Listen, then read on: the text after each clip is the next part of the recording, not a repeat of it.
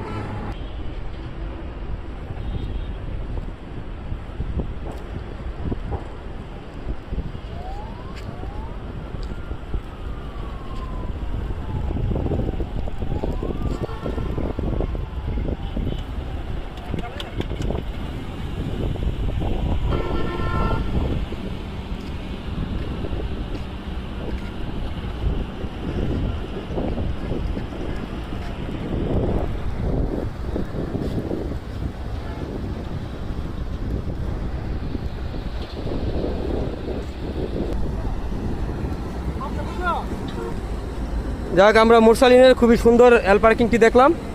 যা আবার যা।